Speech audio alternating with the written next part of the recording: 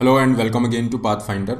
India की economy के लिए बहुत ही अच्छी यहाँ पे न्यूज़ है। जीडीपी के जो आंकड़े हैं इंडिया के, स्पेशली जो क्वार्टर 2 है उसको रिलीज कर दिया गया है। अगर आप ये प्रेस ब्रीफ देखते हैं तो यहाँ पे जीडीपी के जो एस्टिमेट है सेकंड क्वार्टर ऑफ 2021-22, ये फाइनेंशियल ईयर है। जो पूरा फाइनेंशियल ईयर होता है वो आपका ये, जैसे अगर हम यहाँ बात करें तो ये 1 अप्रैल से स्टार्ट होगा 2021 और एंड हो जाएगा 31 मार्च। तो ये पूरे फाइनेंशियल ईयर में 12 मंथ हैं, उनको 3-3 महीने के 4 क्वार्टर में डिवाइड किया जाता है। तो यहाँ पे जो फर्स्ट क्वार्टर था उसका एस्टीमेट आ चुका था, लगभग 20% के आसपास ग्रोथ यहाँ पे हमारी जीडीपी की थी, जिसमें आपका था अप्रैल मई जून। अब ये जो सेकंड क्वार्टर है जुलाई अगस्त सितंबर, इसके जो आंकड़े हैं हमारे पास आ चुके हैं। और यहाँ पे अगर आप देखेंगे तो जीडीपी की जो ग्रोथ रेट है वो लगभग 8.4% है। ये आंकड़े रिलीज किए जाते हैं नेशनल स्टैटिस्टिकल ऑफिस के द्वारा, जो ministry of statistics and programme implementation के अंडर में काम करता है। नेशनल स्टैटिस्टिक्स ऑफिस जो है ये आपका CSO central statistics office plus NSSO national sample survey office, इन दोनों को मिला के बनाया गया था 2019 में। तो अभी सारे जो आंकड़े हैं एनएसओ यहाँ पे रिलीज करता है। अब यहाँ पे जो जीडीपी के हमारे पास एस्टिमेट्स जो आए हैं, ये आपको दोनों प्राइसेस पे मिलेंगे, at constant and current price. इसका क्या मतलब है इसे एक बार समझते हैं, फिर हम पूरे इशू को डिटेल में यहाँ पे डिस्कस करेंगे। देखिए, जो जीडीपी होती है इसकी कैलकुलेशन दो तरीके से की जाती है। जीडीपी का क्या मतलब है? जीडीपी का मतलब है कोई भी जो इकोनॉमी है उसके अंदर जो टोटल गुड्स एंड सर्विसेज का प्रोडक्शन हो रहा है, उसको आप क्या करेंगे, उसकी मार्केट वैल्यू कितनी है, टोटल मार्केट वैल्यू। तो मार्केट वैल्यू के लिए आपको क्या करना पड़ेगा, जो प्राइस है उनकी गुड्स एंड सर्विसेज की कीमतें जो हैं, प्राइसेस जो हैं, उससे आप मल्टीप्लाई करेंगे टोटल प्रोडक्शन को। तो अगर ये प्राइस आपकी करंट प्राइसेस होंगी, आज के टाइम पे जो प्रेजेंट टाइम पे जो प्राइसेस हैं, तो आपका जो कैलकुलेशन आएगा वो आएगा नॉमिनल जीडीपी का। फाइन। इसी तरह से अगर हम प्राइसेस को कांस्टेंट प्राइस लेते हैं, मतलब एक बेस ईयर यहाँ पे लिया जाता है, और जीडीपी कैलकुलेशन के लिए बेस ईयर है 2011-12। तो इस 2011-12 में जो प्राइसेस होंगी उन चीज़ों की, उस पर अगर आप कैलकुलेशन करेंगे तो आपको मिलती है रियल जीडीपी। तो दो आप ये टर्म आगे हम पूरे डिस्कशन में आप दो टर्म्स बार बार सुनेंगे, जीडीपी एट कांस्टेंट प्राइसेस, इसका मतलब है रियल जीडीपी, मतलब जो टोटल आउटपुट है करंट ईयर, जो आपका प्रोडक्शन है, जो टोटल आउटपुट है, उसको आप कैसे वैल्यू कर रहे हैं, बेस ईयर की प्राइसेस पे आप वैल्यू कर रहे हैं। वहीं पे दूसरी तरफ जो करंट ईयर प्रोडक्शन है उसकी अगर आप वैल्यू कैलकुलेट कर रहे हैं आज की कीमतों के हिसाब से, करंट ईयर प्राइसेस के हिसाब से, तो वो नॉमिनल जीडीपी हो जाएगा, जिसे जीडीपी एट करंट प्राइसेस भी कहा जाएगा। आगे बढ़ते हैं। This is a brief introduction about me. My name is Rahul Bhardwaj. ये टेलीग्राम चैनल है जिस पे आप मुझे फॉलो कर सकते हैं। जहाँ तक क्वार्टर 2 जीडीपी की बात है, इसमें दिख रहा है कि 8.4% का ये इकोनॉमिक जो है ग्रोथ यहाँ पे देखने को मिला है। अगर इन आंकड़ों को हम पढ़ते हैं तो यहाँ पे आपको देखने को मिलेगा जीडीपी एट कांस्टेंट प्राइसेस। ये जीडीपी एंड कांस्टेंट प्राइसेस क्या है? रियल जीडीपी की बात हो रही है। रियल जो जीडीपी है इंडिया की, वो आपका ग्रो कर रहा है। ये अभी आया है आपका 35.73 lakh crore, in comparison last year जो था। लास्ट ईयर के कंपैरिजन हम करेंगे तो वही क्वार्टर 2 से कंपैरिजन करेंगे तो वहाँ पे लगभग 33 लाख करोड़ था। तो ये जो ग्रोथ हमें देखने को मिल रहा है, ये आप देखेंगे कि लास्ट ईयर के कंपैरिजन में 8.4% का ये ग्रोथ है।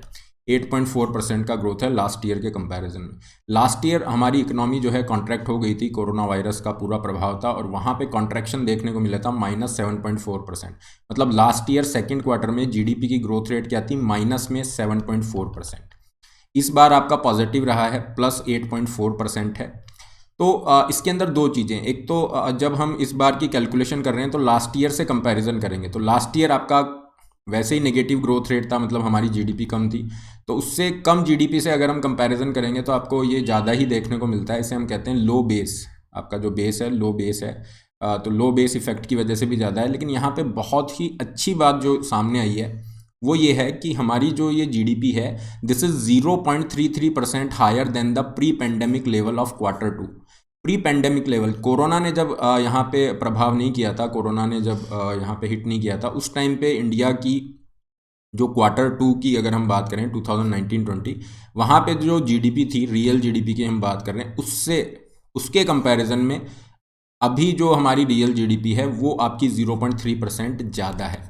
तो आप कहेंगे सर 0.3% ज़्यादा है, इससे क्या फ़र्क पड़ रहा है? फ़र्क ये पड़ रहा है, ये एक क्लियर साइन दे रहा है कि इंडिया की जो इकोनॉमी है वो रिकवर कर चुकी है। प्री पेंडेमिक लेवल पे हम वापस से पहुंच रहे हैं। मतलब पेंडेमिक की वजह से जो हमें नुकसान हुआ था, जो एक इकोनॉमिक शॉक था, वहां से इंडियन इकोनॉमी बाहर निकल रही है और ग्रोथ की तरफ मूव कर चुकी है। ये एक बहुत पॉजिटिव साइन है, स्पेशली इन द कॉन्टेक्स्ट की बड़ी बड़ी जो इकोनॉमीज़ हैं जैसे फ्रांस वगैरह हैं, वो अभी भी प्री पेंडेमिक लेवल पे नहीं पहुंची हैं। तो इस चीज़ को हमें डेफिनेटली अप्रिशिएट करना पड़ेगा। तो ये हो गया रियल जीडीपी की बात। ये जो आंकड़े हमें यहाँ पे दिख रहे हैं ये हैं रियल जीडीपी के। तो ये जो 8.4% ग्रोथ है ये रियल जीडीपी, मतलब जीडीपी एट कांस्टेंट प्राइसेस पे है। दूसरा है जीडीपी एट करंट प्राइस, इसको आप क्या कह सकते हैं, नॉमिनल जीडीपी। तो यहाँ पे अगर आप देखेंगे तो लगभग 17.5% की ग्रोथ है। तो ये अगर ग्रोथ देखोगे तो ये तो बहुत ज़्यादा है in comparison to this real GDP. तो नॉमिनल जीडीपी के अंदर क्या है, इन्फ्लेशन का इम्पैक्ट रहता है ना, इन्फ्लेशन का महंगाई जो हो रही है उसका प्रभाव है। तो ये ज़्यादा क्यों देखने को मिल रहा है, specially because of high WPI. जो होलसेल प्राइस इंडेक्स है वो बहुत ज़्यादा रहा, उसकी वजह से महंगाई ज़्यादा रही, तो चीज़ों की कीमतों में वृद्धि हुई। कीमतों में वृद्धि होगी तो डेफिनेटली आपकी जो नॉमिनल जीडीपी है वो ज़्यादा ही आएगी, क्योंकि नॉमिनल जीडीपी में आप क्या कर रहे हो, जो टोटल आपका आउटपुट है उसको आप प्रेजेंट डे जो प्राइसेस हैं ना, आज के टाइम पे जो प्रेजेंट करंट फाइनेंशियल ईयर में जो प्राइसेस हैं उससे आप मल्टीप्लाई कर रहे हो। तो इसलिए ये दो कॉन्सेप्ट आते हैं और इनको इस तरह से देखा जाता है। और अगर हम डेटा की यहाँ पे बात करें तो ये एक बार कंपैरिजन हम देख लेते हैं। यहाँ पे हमने Q2 के डेटा की बात की है ना, जीडीपी का जो हम डेटा देख रहे हैं ये है करंट फाइनेंशियल ईयर का सेकंड क्वार्टर का डेटा। फर्स्ट क्वार्टर में जो जीडीपी की ग्रोथ रेट थी वो लगभग 20% थी, 20% थी। तो ये जो ग्रोथ थी इसका ज़्यादा होने का रीज़न एक ये भी था कि इसे कंपैरिजन किया जाएगा Q1 of the last financial year. तो वहाँ पे हमारी जीडीपी की ग्रोथ रेट -24% के आसपास थी। ठीक है, तो उसके कंपैरिजन में आप देखेंगे तो low base effect was one of the reason. लेकिन फिर भी हमने इसको यहाँ पे एक्सपर्ट ने इसको अप्रिशिएट किया था, क्योंकि इंडिया को सेकंड कोरोना वेव ने हिट किया था।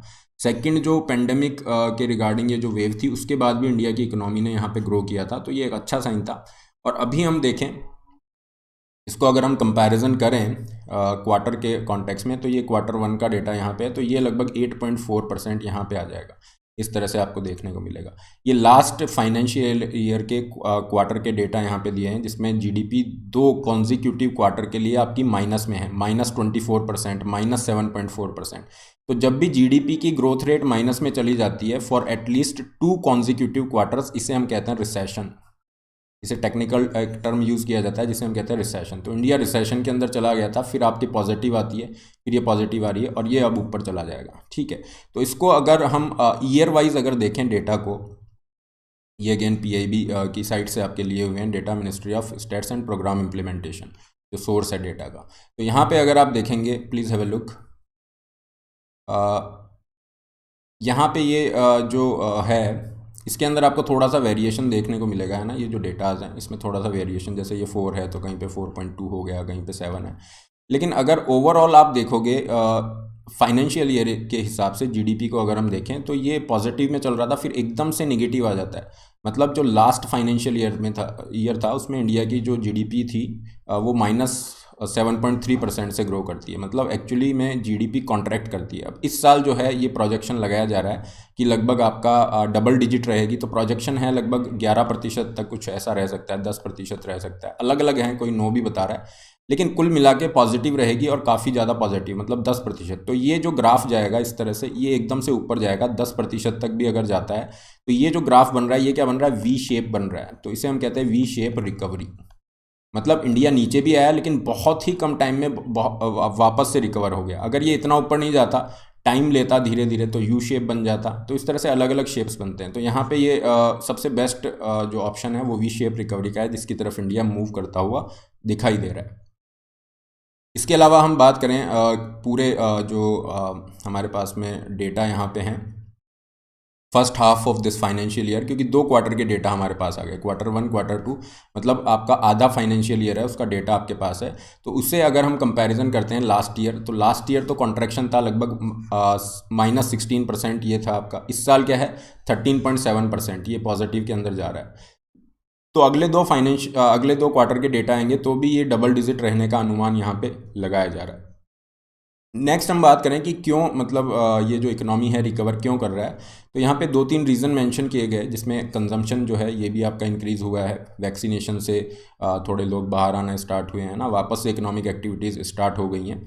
सो प्राइमरली अगर आप देखोगे बेस इफेक्ट की हम बात कर चुके हैं, लो बेस है उसकी वजह से तो आएगा ही, लेकिन इसके अलावा वैक्सीनेशन इंक्रीज़ हुए, uptick in the agriculture, public administration, defence services, इसका भी पॉजिटिव इम्पैक्ट देखने को मिला है।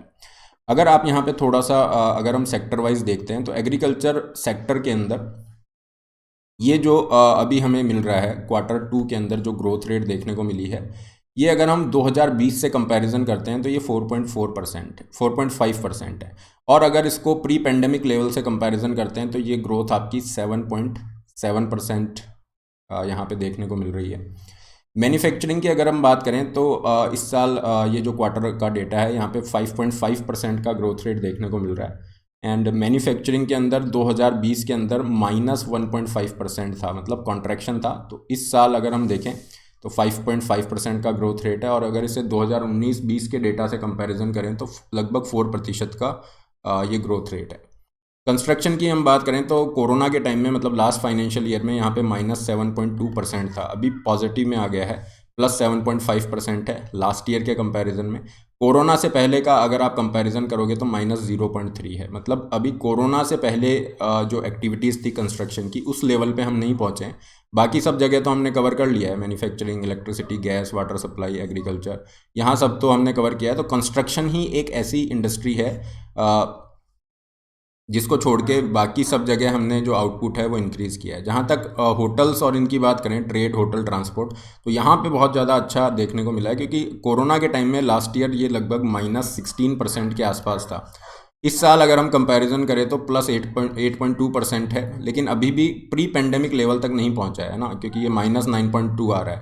प्री पेंडेमिक लेवल तक क्यों नहीं पहुँचा है? क्योंकि अभी भी हॉस्पिटलिटी सेक्टर है और यहाँ पे अभी भी डर बना हुआ है।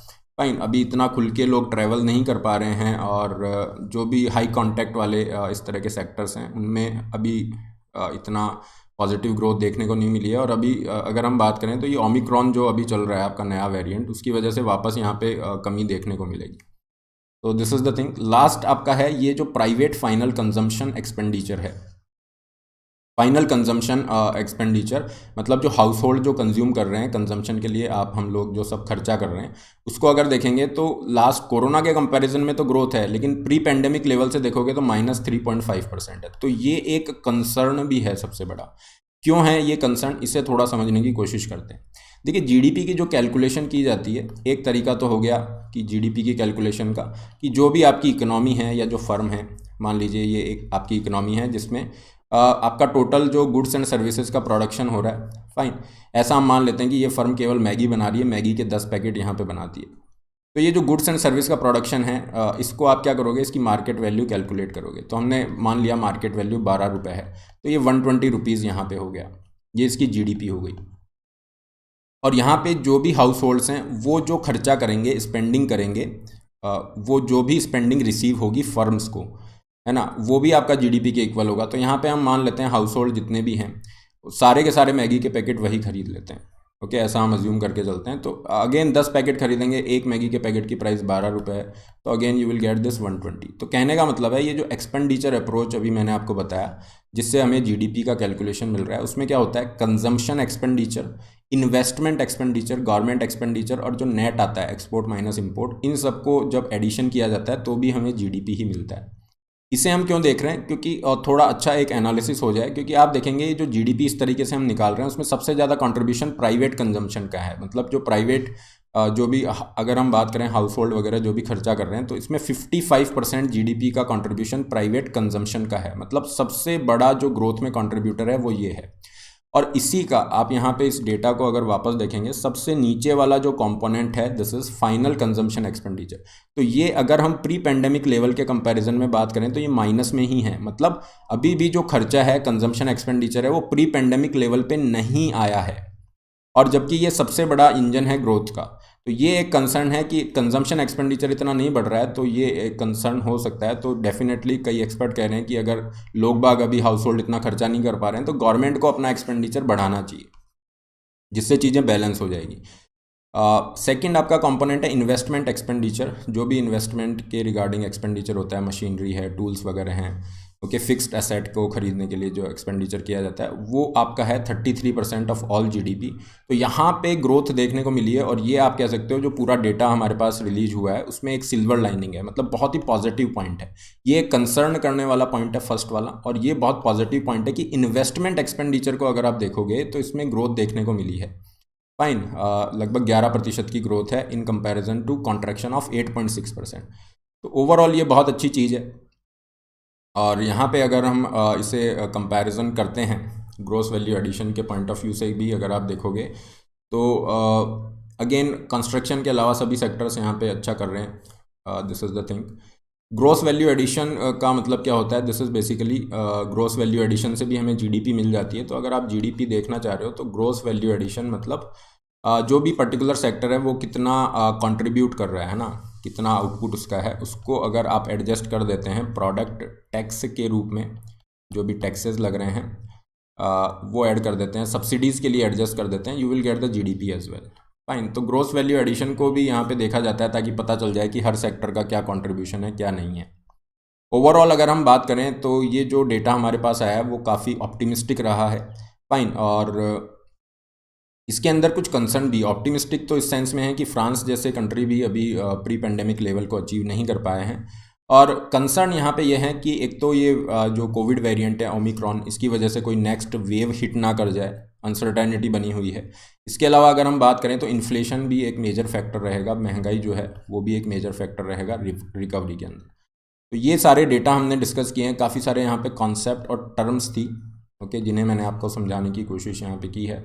ओवरऑल अगर हम बात करें तो क्या गवर्नमेंट को यहाँ पे स्पेंडिंग इंक्रीज करनी चाहिए? आप क्या सोचते हैं, क्या गवर्नमेंट को यहाँ पे और ज़्यादा स्पेंडिंग करनी चाहिए, एक्सपेंडिचर इंक्रीज करना चाहिए, स्पेशली इन द कॉन्टेक्स्ट कि जो कंजम्पशन एक्सपेंडिचर है प्राइवेट, अगर हम देखें कंजम्पशन एक्सपेंडिचर वो अभी भी प्री पेंडेमिक लेवल पे नहीं आया है, क्योंकि प्री पेंडेमिक लेवल से वो लगभग 3.5% तक कम है। और अगर हमें वापस से तेज इकोनॉमिक ग्रोथ देखनी है तो ये जो एक्सपेंडिचर है इसे बढ़ाना पड़ेगा, क्योंकि डिमांड इंक्रीज करनी पड़ेगी ताकि जो बिजनेसेस हैं वो ग्रो कर सकें। This is all regarding this topic. PDF will be available on this Telegram channel. इसके अलावा कुछ इंपॉर्टेंट अनाउंसमेंट है, आप घर बैठे यूपीएससी की तैयारी कर सकते हैं। जो भी रिसोर्सेज यूपीएससी की तैयारी के लिए ज़रूरी हैं वो सब आपको अनअकैडमी के प्लस प्लेटफॉर्म पे अवेल हो जाते हैं, जहाँ पे टाइम बाउंड मैनर में आप पूरा सिलेबस कवर कर सकते हैं। आज अगर आप सब्सक्रिप्शन लेते हैं 1 साल या उससे ऊपर, कोई भी, जैसे 1 साल का ले रहे हैं, तो आपको 3 महीने एक्स्ट्रा बेनिफिट मिल जाएगा। और इसके अलावा ये कॉम्बो GS प्लस ऑप्शनल एक साथ लेते हैं, यू कैन गेट दिस 35% तक डिस्काउंट आपको ये मिल रहे हैं यहाँ पे। इसको आप अवेल कर सकते हैं by using the code RB Live। इसके अलावा हर संडे ये आपका टेस्ट होता है, इसमें आप पार्टिसिपेट कर सकते हैं। Link is there in description box, इसको आप ओपन कर सकते हैं by using the code RB Live। नए बैचेस स्टार्ट है जिनमें आप अपना सिलेबस कवर कर सकते हैं। 20 बुक्स 1 साल या उससे ऊपर सब्सक्रिप्शन पे फ्री दी जा रही हैं। एंड आइकॉनिक सब्सक्रिप्शन के कुछ बेनिफिट है, ये आप आइकॉनिक के साथ ले सकते हैं। This is all for today. Do not forget to like, share and subscribe. All the best, have a great day.